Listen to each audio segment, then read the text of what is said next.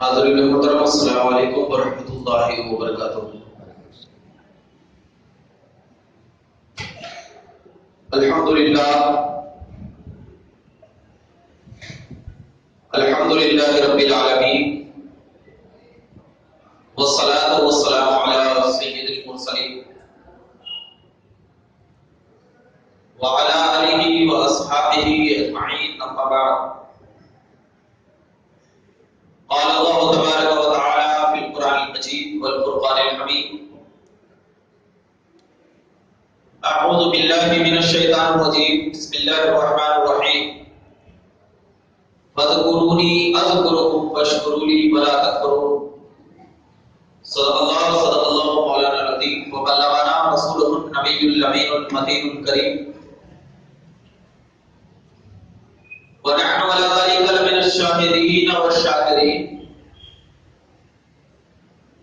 والحمد للہ رب العالمین۔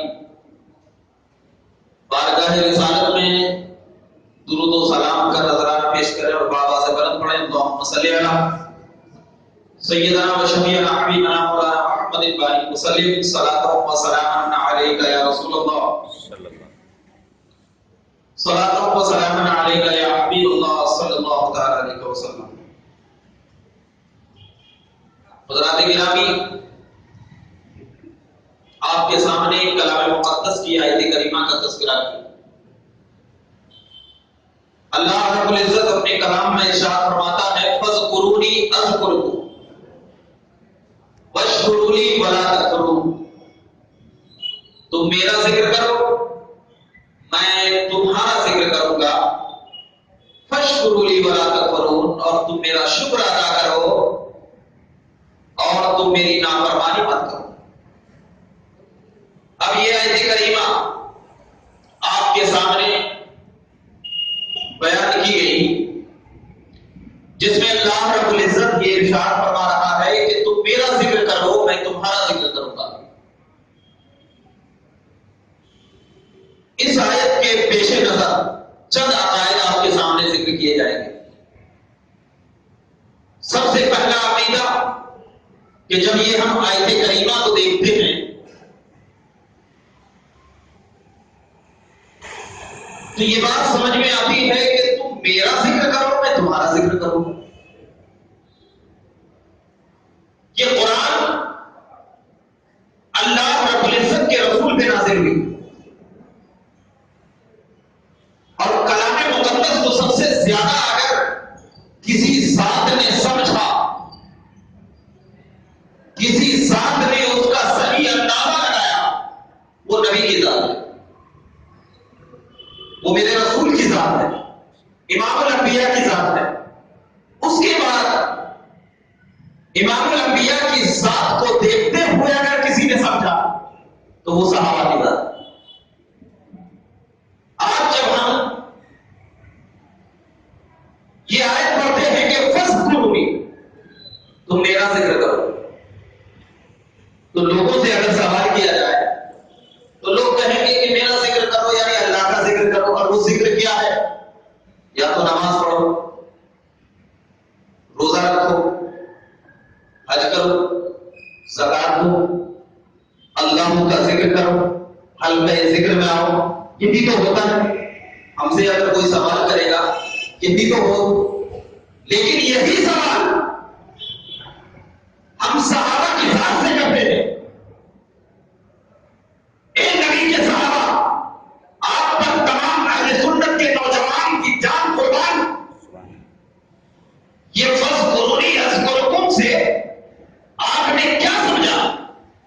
کیا نماز پڑھیں گے تو کامیابی، روزہ رکھیں گے تو کامیابی، حج کریں گے تو کامیابی، زکات دیں گے تو کامیابی، کیا سمجھا؟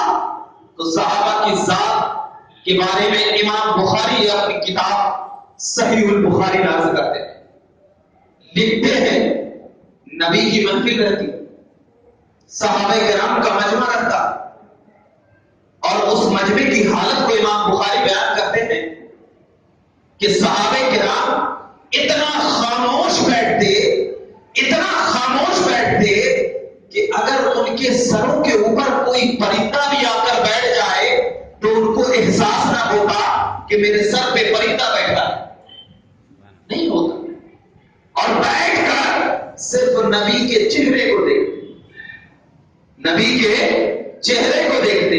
میں پوچھتا ہوں اے مقدس صحابیوں کی ذات، اللہ نے تو کہا ہے فَاذْكُرُونِي أَذْكُرْكُمْ، تم میرا ذکر کرو، یہاں پر آپ کا ذکر کہاں ہو رہا ہے؟ یہ تو صرف اور صرف اللہ کے نبی کے چہرے کو دیکھا جا رہا ہے، اللہ کے نبی کا دیدار کیا جا رہا ہے، اللہ کے نبی کی آنکھوں کا مشاہدہ کیا جا رہا ہے، لمحہ مبارک کو دیکھ رہے ہیں، جسمانی نبی کو اپنی آنکھوں میں پھنسا رہے ہیں۔ آخر وجہ کیا ہے؟ کرتے تو خدا کا ذکر ہوتا، حج کرتے تو خدا کا ذکر ہوتا، اللہ اللہ کی آواز لگاتے تو خدا کا ذکر ہوتا، یہاں تو صرف آپ نبی کے چہرے کو دیکھ رہے ہیں، آپ تو صرف نبی کے لمحہ مبارک کو دیکھ رہے ہیں، وجہ کیا ہے؟ تو صحابہ کی ذات کہے گی اے نادانو سنو، یہ جو اللہ کا ذکر اپنے قرآن میں اللہ نے کہا ہے تم میرا ذکر کرو، ارے ذکر تو بات کی بات ہے، میں مصطفیٰ کے چہرے کو دیکھ رہا ہوں، یہی ذکر خدا ہے، میں نبی کے چہرے کو دیکھ رہا ہوں، یہی ذکر خدا ہے، میں نبی کی زبان کو ہنستے ہوئے دیکھ رہا ہوں، یہی ذکر خدا ہے۔ کیوں؟ اس لیے کہ ذکر اس وقت تک ذکر نہیں ہوتا جب تک کہ اپنے سینوں میں محبت رسول نہیں ہوتا۔ تو صحابہ کرام کا نبی کے چہرے کو دیکھنا محبت ہے، محبت ہے نا؟ اور یہی محبت جب صحابہ نے اپنی ادا میں دکھایا تو ان صحابہ کی ادا کو ان منافقوں نے دیکھ کر کہہ دیا مشرک ہے، کافر ہے۔ اسی لیے میں کہتا ہوں یا اللہ، ہے نا، ثواب ملے گا کہ نہیں ملے گا؟ یا رسول اللہ، ثواب ملے گا کہ نہیں ملے گا؟ دونوں میں ثواب، لیکن آپ سوچ رہے ہیں کہ کس میں زیادہ ثواب ہے؟ یا اللہ میں زیادہ ثواب ہے کہ یا رسول اللہ میں زیادہ ثواب ہے؟ تو عام ذہن سے پوچھو گے تو یہی بھٹکا کے ہمارے بچے کو کہہ رہے ہیں یا اللہ کہو، مگر میں کہتا ہوں یا رسول اللہ میں زیادہ ثواب، سبحان اللہ سبحان اللہ، یا اللہ میں ثواب ہے، ہمیں یقین، اللہ کی ذات سب سے بڑی ہے، یقین، لیکن یا رسول اللہ میں زیادہ ثواب۔ کیوں؟ اس لیے کہ کوئی بھی عالم یا کوئی بھی مفتی یا کوئی بھی کسی بھی وقت کا پڑھنے والا مجدد یا کوئی انجینئر اور ڈاکٹر سے آپ پوچھو گے تو وہ اس سے ہم سب سوال کریں گے بھائی ڈکشنری کا علم ہے؟ کہے گا ہاں، کہے گا ذرا ڈکشنری کا علم ہے تو بتاؤ کہ کیا معنی ہوتا ہے یا کا؟ یا کا میننگ ہوتا ہے اے، یا کا میننگ اے۔ ہم اگر کسی کو کہیں گے یا اے خالق، مگر اللہ اس میں ثواب دے گا؟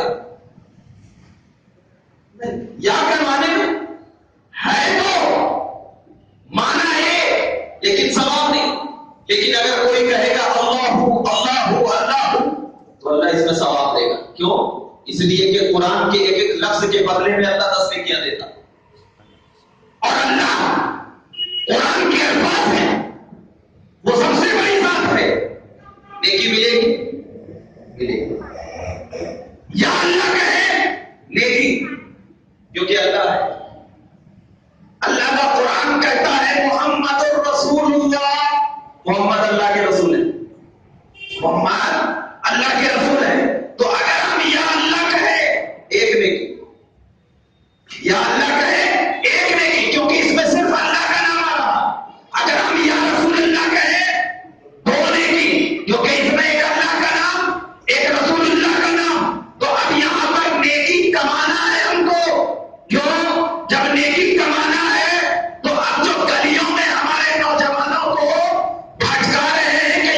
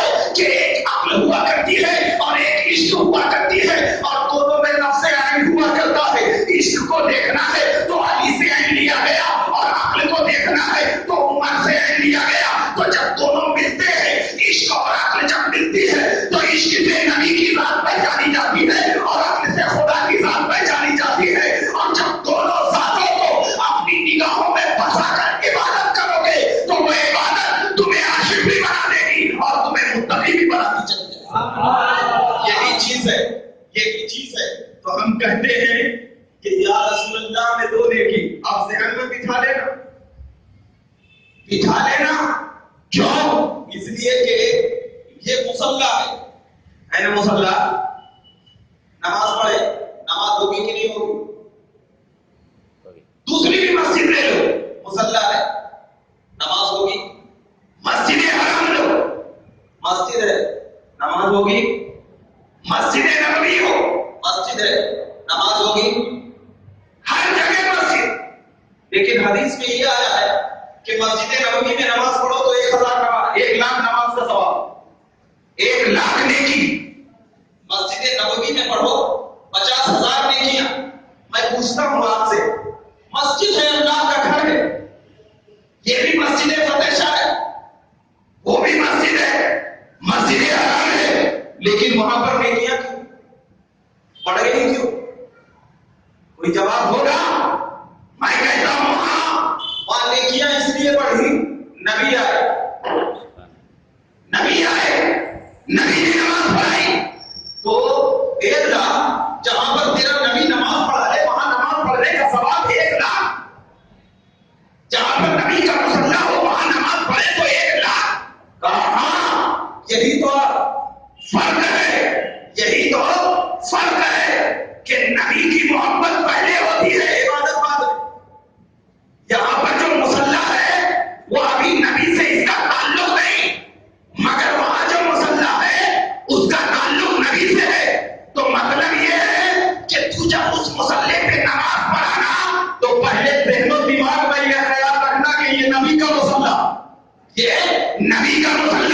تو اب جو لوگ وہاں پر نماز پڑھا رہے ہیں تو پہلے یہ بتایا گیا کہ نماز میں نبی کا خیال، نماز میں نبی کا خیال. مصلی پہ ٹھہرو گے معلوم ہوگا نبی کا مصلی ہے. تو اب ذرا بتانا، مصلی جو وہاں پر بنا، مصلی کی جو اہمیت بنی، مصلی کو جو نسبت ملی، وہ کس کی وجہ سے؟ میرے نبی کی وجہ سے، میرے نبی کی وجہ سے. تو مصلی بعد میں، محبت پہلے، نماز بعد میں، محبت پہلے، روزہ بعد میں، عقیدت پہلے. تو مطلب یہی ہوا کہ صحابہ نے نبی کی محبت کو اپنے دل میں بسا کر اس بات کی توقیر کر دیا کہ یا رسول اللہ ہمارا تو عقیدہ یہ ہے کہ نماز وہی قبول ہوتی ہے جو محبت رسول میں پڑھی جائے. ورنہ بتاؤ کہ صحابی کو صحابیت کا مرتبہ عقیدت سے ملا ہے، عبادت سے نہیں ملا. اگر کوئی صحابی نبی کو دیکھ لیا، انتقال کر گیا، نماز نہیں پڑھی، روزہ نہیں رکھا، حج نہیں کیا، زکات نہیں دیا، تو ہم سب کے غوث اعظم سے بھی افضل ہے، پیران پیر سے بھی افضل ہے، معین الدین چشتی سے بھی افضل ہے، شہاب الدین سہروردی سے بھی افضل ہے، بہاء الدین نقشبندی سے بھی افضل ہے، زکریا ملتانی سے بھی افضل ہے، ہم تمام اولیاء سے افضل ہے. میں پوچھتا ہوں یہ ولی عبادت سے ولی بنا، اللہ کی عطا سے ولی بنا، تمام ولیوں کا سردار بنایا گیا، لیکن یہ عظمت کیوں مل رہی ہے؟ تو میں کہوں گا یہ عظمت عبادت سے نہیں مل رہی ہے، نبی کی نظر سے مل رہی ہے، نبی کی عقیدت سے مل رہی ہے، نبی کی محبت سے مل رہی ہے. تو مطلب یہ ہے کہ عبادت بعد میں اور عقیدت پہلے، محبت پہلے، عبادت بعد، روزہ بعد میں، عقیدت پہلے. تو اسی بنیاد پر جب دیکھا کہ یہی عقیدت ہے اور یہ عقیدت کسی اور سے نہیں بلکہ اس ذات سے ہے جس ذات کی خواہشوں سے پہلے اللہ ان کی خواہشوں کو پوری کرتا ہے. امام بخاری اپنی کتاب میں باب فضائل انبیاء کرام میں ارشاد فرماتے ہیں، ہم سب کی ماں حضرت ام المؤمنین حضرت عائشہ فرماتی ہے، یا رسول اللہ، یا رسول اللہ، میں آپ کی طاقت کو دیکھ کر راضی ہو گئی، میں آپ کے فرمان کو دیکھ کر راضی ہو گئی، میں آپ کو اپنی عقیدت پیش کرتی ہوں. نبی نے فرمایا، اے عائشہ یہ کیا بات ہے جو آج مجھے یہ کہہ رہی ہو کہ میں آپ کی عقیدت کو دیکھ کر راضی ہو گئی؟ تو حضرت عائشہ نے کہا، واللہ قسم بخدا آپ اپنے دل میں کچھ سوچتے ہیں اور اس سوچنے سے پہلے اللہ اس سوچ کو آپ کی فرمائش پر قبول کر لیتا ہے. یعنی یہ ہے کہ نبی اگر ابھی سوچ رہے ہو، اس سوچنے سے پہلے اللہ ان کو عطا کر دے رہا ہے. یہی وجہ ہے کہ جب میدان محشر میں پروردگار عالم اپنی گنہگار امتیوں کی سوچ میں جائے گی. یہی سوچو فکر میں ہوگے, آواز آئے گی, اے محمد عربی تو سوچتا کیوں ہے؟ جب میں دنیا میں تجھے سوچ سے پہلے ادا کر دیا تھا تو اب تو یہ آخرت ہے, تیری ہی شان کے لیے تو سجایا ہوں, تجھے ہی تو مرتبہ دلانے کے لیے سجایا ہوں. ارے دنیا میں گلیوں میں کچھ لوگ ڈالروں پر پک کر کے تیری شان کو نہیں مانتے تھے, اب ماننا پڑے گا کیونکہ یہ تیری شان ہے, تیری عظمت ہے, تیرا طریقہ ہے. میں نے جنت کو سجایا تیری شان میں, میں نے عرش کو سجایا تیری شان میں, میدان محشر کو سجایا تیری شان میں, اب تمام مغرب و مشرق کو سجایا تیری شان میں, بحر و بر کو سجایا تیری شان میں, خشک و تر کو سجایا تیری شان میں, انسان کو انسانیت دیا تیری شان میں, تمام کائنات کو میں نے اس سورج میں جو روشنی پیدا کیا وہ اس لیے پیدا کیا. اے محمد عربی تیری نورانیت کی چمک جب ساری کائنات میں پھیلنے لگی, ہر طرف تیرے ہی چرچا ہونے لگا, فرشتوں نے تیرا ذکر کرنا شروع کر دیا, عالم ارواح نے تیرا ذکر ہونا شروع کر دیا, جب تمام ذکر و اذکار کو ہونا شروع کر دیا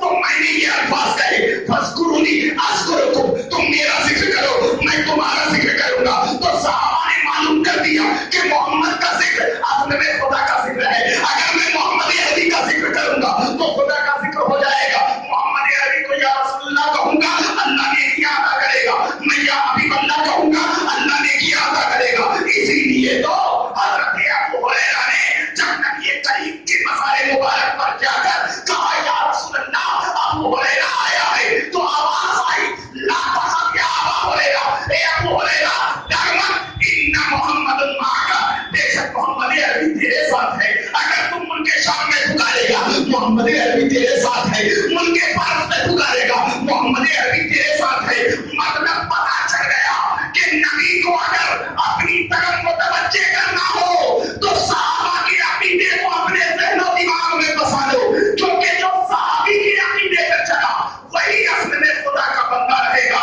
ورنہ آج ہم تمام لوگ بتاؤ ہمارے پاس کیا ہے, نہ نماز ہے, نہ روزہ ہے, نہ حج ہے, نہ زکات ہے, مگر قربان جاؤ. میں ایک چیز بتاتا یہ چلو کہ انسان سب سے پہلے محبت کے معاملے میں بالکل سفید ہوا کرتا ہے, بالکل سفید, جیسے کہ ایک کپڑا ہے سفید, ایک کپڑا سفید ہے.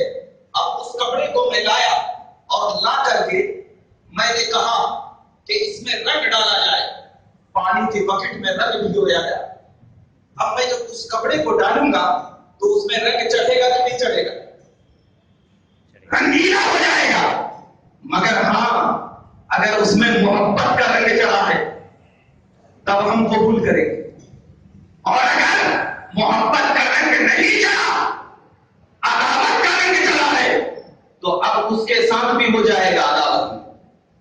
تو جن تبلیغیوں نے یا جن اہل حدیثوں نے گستاخی کی ہے وہ تو جائیں گے ہی, جو اس کے ساتھ ایک کپڑے کے رنگ کی طرح ملتے ہیں وہ بھی جائیں گے, وہ بھی جائیں گے. تو مطلب میں بتانا یہ چاہ رہا ہوں کہ ذکر مصطفیٰ ذکر خدا ہے, اور کسی کو جو عظمت ملتی ہے اپنی عبادت کی وجہ سے نہیں, ورنہ زمین تو اللہ کی ہے, تمام مسجدوں کو ایک ہونا چاہیے, مگر مسجد نبوی کی فضیلت بہت بڑی. تو اب اگر مسجد نبوی یا مسجد حرام ہو, سب کی فضیلت اپنی اپنی جگہ ہے, مستحکم محکم ہر جگہ ہے, لیکن اس مسجد میں جو نبی کی وجہ سے فضیلت ملی, نبی کی وجہ سے, اب اگر اس مسجد میں کوئی گستاخ نبی ہو تو کیا ہم اس کے پیچھے نماز پڑھ سکتے ہیں؟ نہیں. جو نہیں پڑھ سکتے کہتے نہیں وہ مسجد نبوی ہے, مسجد نبوی ہے, نماز نہیں پڑھیں گے تو ہمیں 50,000 نیکیاں نہیں ملیں گی. میں کہتا ہوں ملے گی, جو کہ تیرا عقل نبی کی حدیث سے کم ہے. تیری جو عقل ہے وہ اپنے عقل سے سوچتا ہے, مگر نبی کی حدیث کہتی ہے مروان بن حکم کون تھا؟ یہ بہت بڑا لعنتی تھا, بہت بڑا لعنتی. مروان بن حکم جو حضرت عثمان بن عفان رضی اللہ تعالیٰ عنہ کے قتل میں شامل تھا, اس کی قرات کیسی تھی کہ لوگ کہتے ہیں کہ اس کی قرات کی آواز کو سن کر لوگ جمع ہو جاتے تھے. عربی تھا, بہترین قرات کرنے والا تھا, نبی کے مصلی پر امام پر 3 دن تک کس میں امام بنا؟ مسجد نبوی میں. کون مسجد نبوی؟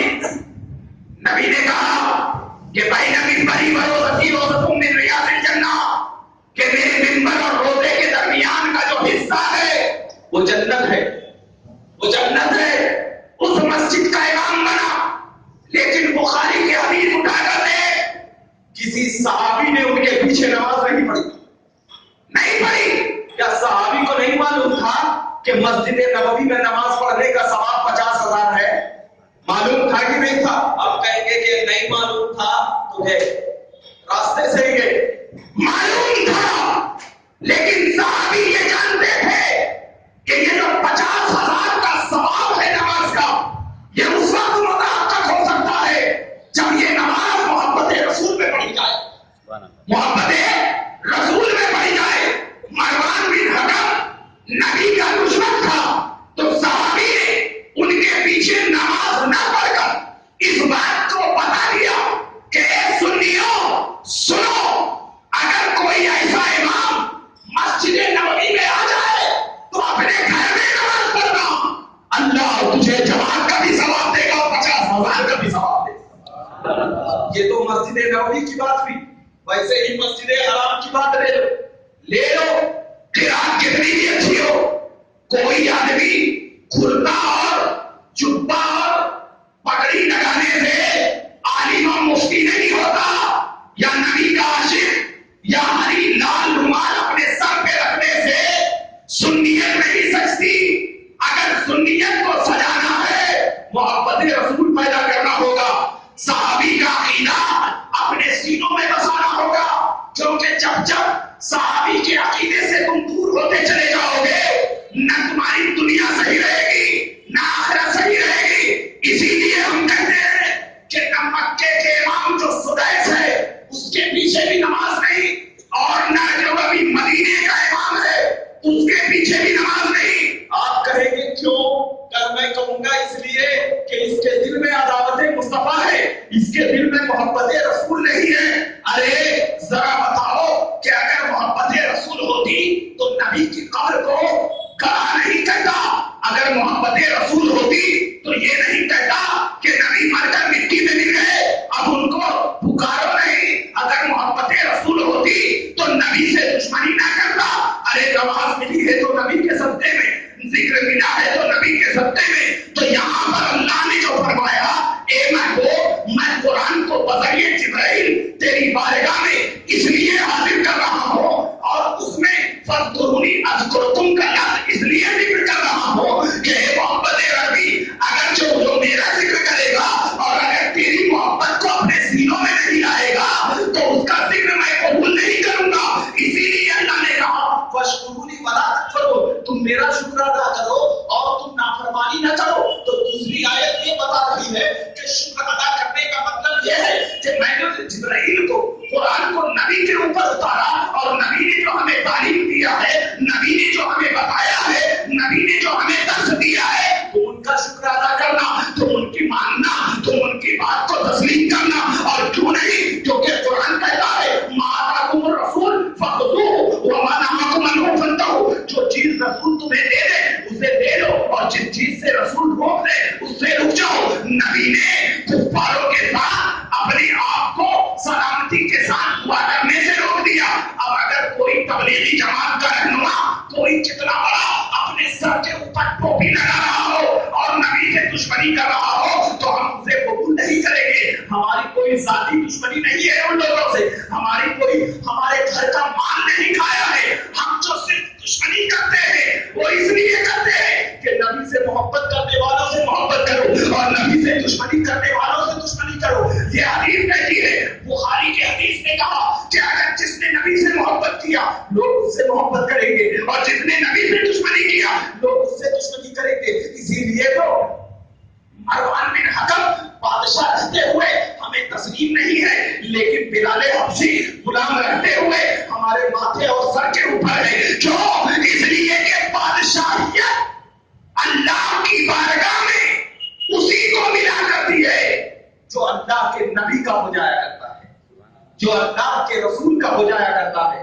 مسلمانوں آج وقت ہے، کیوں ظلم ہو رہے. آج میدان کربلا سے لے کر آج تک جتنے بھی لوگ ہمارے پر ظلم کیا گیا, یزیدیوں نے امام حسین کے سامنے کئی لوگوں کو شہید کر دیا. آج ہمارے اوپر ظلم و ستم کی بارش, مگر پھر بھی مسلمان آگے بڑھتے جا رہے. وجہ کیا؟ وجہ یہی ہے, ہاتھ کاٹ دو آگے بڑھیں گے, زبان کاٹ دو آگے بڑھیں گے. اس وقت تک آگے بڑھتے رہیں گے جب تک ہمارے سینوں میں محبت کا عشق ہو.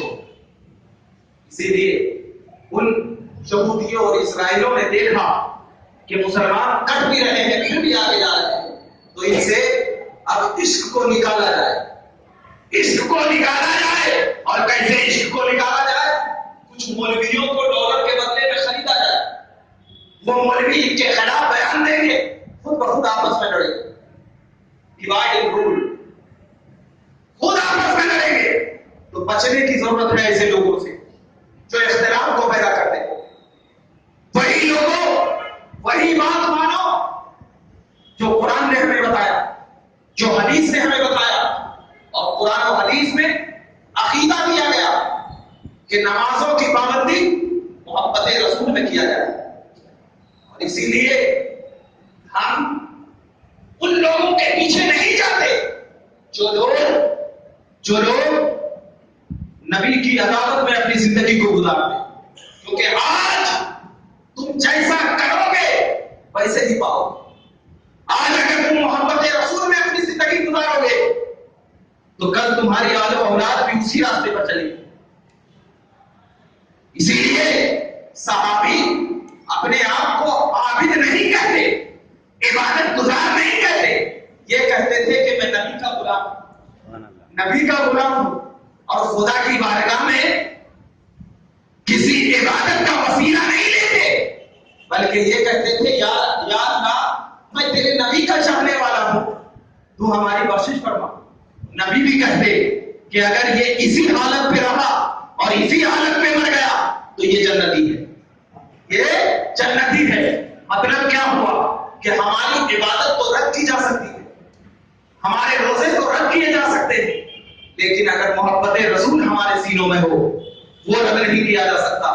آج وقت ہے اپنے آپ کو پہچاننے کا, آج ضرورت ہے اپنے آپ کو ایک انقلاب لانے کا, کیونکہ جب تک آپ کا سینہ عداوت سے دور نہیں ہوگا آپ اپنی نمازوں میں چاشنی نہیں پیدا کر سکیں گے, اپنی عبادتوں میں کچھ نہیں کر سکیں گے. لہذا آج ہم تمام لوگوں کو یہ ضرورت ہونی چاہیے کہ ہم تمام لوگ اپنی زندگی گزاریں تو محبت رسول میں گزاریں, ذکر و اذکار میں گزاریں, نمازوں کی پابندی میں گزاریں, روزوں پہ کریں, آپس میں ظلم و ستم سے بچیں, کیونکہ ہمارا معاشرہ ان چیزوں سے بڑھتا ہوا جا رہا ہے. مولا کریم سے دعا ہے کہ مولا کریم ہم تمام کو صحیح راستے پر چلنے کی توفیق عطا فرمائے. وآخر دعوانا الحمدللہ رب العالمین. السلام علیکم. ایک اعلان یہ ہے کہ رکن شورا سید عارف اختاری صاحب جمعرات کے دن